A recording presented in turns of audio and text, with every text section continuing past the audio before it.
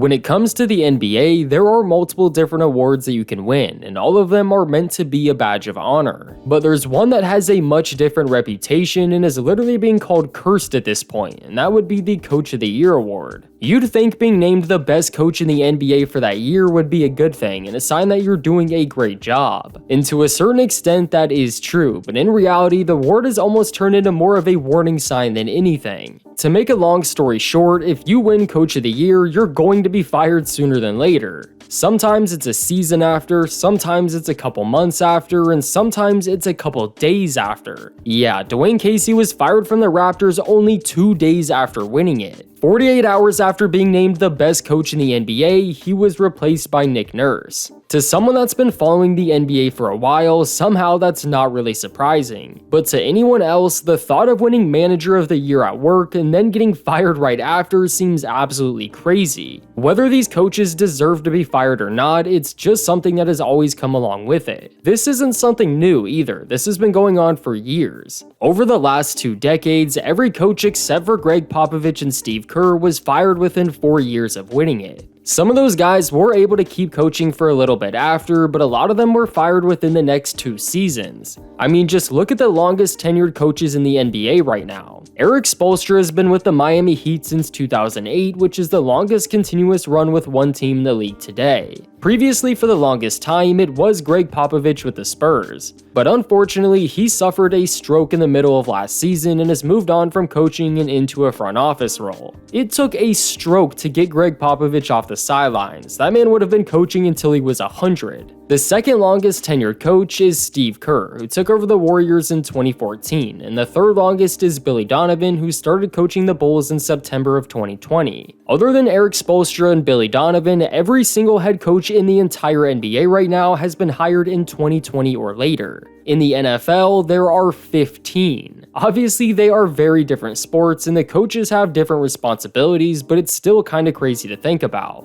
It's extremely rare to see the same coach in the NBA stick around and build a culture over a significant period of time. I completely understand that you're gonna move on from every coach eventually, but some of them are getting fired before they even get the chance to really do anything. That, or they get fired after completely rebuilding a team and not winning right away. It just shows you the reality of coaching in the NBA. The average length of time a coach is there is only around 3 years. So the data checks out. If you don't win Coach of the Year, then you'll be around for about 3 years. If you do win Coach of the Year, then you'll most likely be around for about 3 years. It basically doesn't change your job security whatsoever. Coaches that take over bad teams are typically given a couple years to figure it out, but if you take over a team or build a team with championship aspirations, you almost get less time to figure it out. Because if you don't get your team over the hump, then the organization will try to find someone else that can. Which makes sense, that championship window is only open for so long, but at the same time, the grass isn't always greener. A good amount of these coaches to some extent deserve to be fired, but it also might be a better option to simply keep your current coach than trying to start over with someone new. If you won Coach of the Year, that probably means you led your team to one of, if not the best record in the entire NBA. That means they've been successful, at least in the regular season, and that success then raises expectations. Most of these award winners literally become victims of their own success. This happens every season. Kenny Atkinson, who just won Coach of the Year with the Cavaliers this season, was replacing JB Bickerstaff to try to get them over the hump. Bickerstaff helped take the 22-win Cavaliers to one of the best teams in the East, but since they lost in the playoffs twice in a row, he was fired and replaced by Atkinson. And if he doesn't win a championship in the next couple years, then he will be replaced, or that championship window will be closed. Although, the younger your team is and the better core that you build, the longer that window remains open. Another example is the most recent Coach of the Year award winner to be fired, and that's Tom Thibodeau. After adding Karl Anthony Towns and Mikal Bridges, it was going to take a little bit of time to get adjusted. Instead of letting Tom Thibodeau figure it out, they're looking to go with someone else. Also, since they fired the guy who shaped the Knicks into what they are, they obviously must have had another coach already on the way in, right? Right?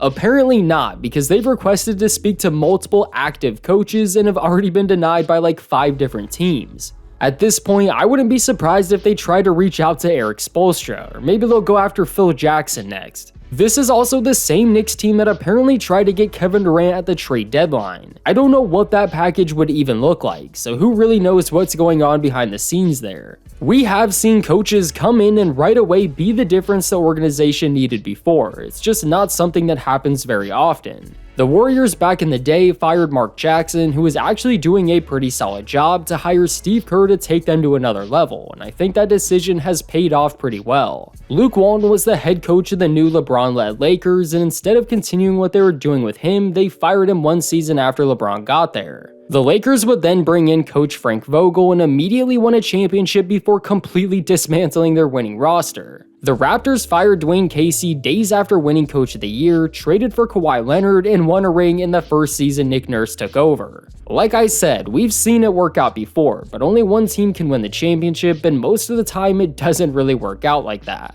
I mean, just look at what the Suns are doing. Right now, Jordan Ott is the Suns' 4th head coach in the last 4 years. That's insane. Firing a coach and hiring a brand new one year after year is not the way to go about it, but they have an even bigger mess on their hands right now with that roster. Devin Booker has been with the Suns for 11 seasons, which is honestly kind of crazy. It feels like yesterday when he had that 70-point game. But in 11 seasons, Booker has played for 8 different head coaches. He hasn't had any type of consistency in his entire career. The one coach who actually showed a bit of promise was Monty Williams, who helped lead them all the way to the finals in 2021. However, he won Coach of the Year, so things were only downhill from there. We're at a point in time where it feels like barely any fans actually like their coach. Even a guy like Steve Kerr gets torn apart by Warriors fans every season, and he helped them win 4 championships. We're also at a point where coaches are being thrown under the bus more than ever, and teams are willing to fire their coach in hopes of changing things before doing anything major with the roster. It's a quick and easy band-aid solution that very rarely works out exactly how the team plans it to. It feels like the NBA revolves around the same coaches that interchange teams every few seasons, and this year has been especially bad for them.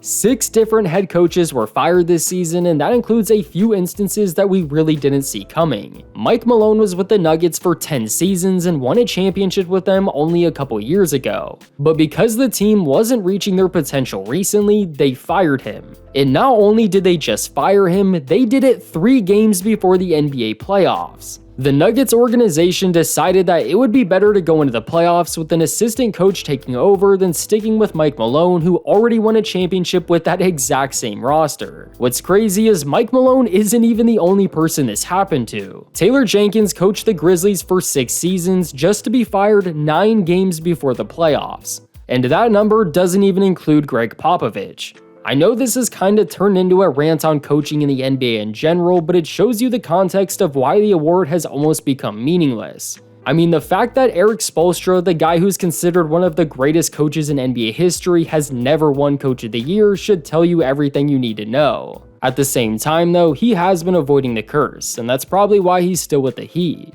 But let me know what you guys think about the Coach of the Year award in the comments, and please leave a like to support the channel. Also subscribe if you're new for more basketball videos just like this one.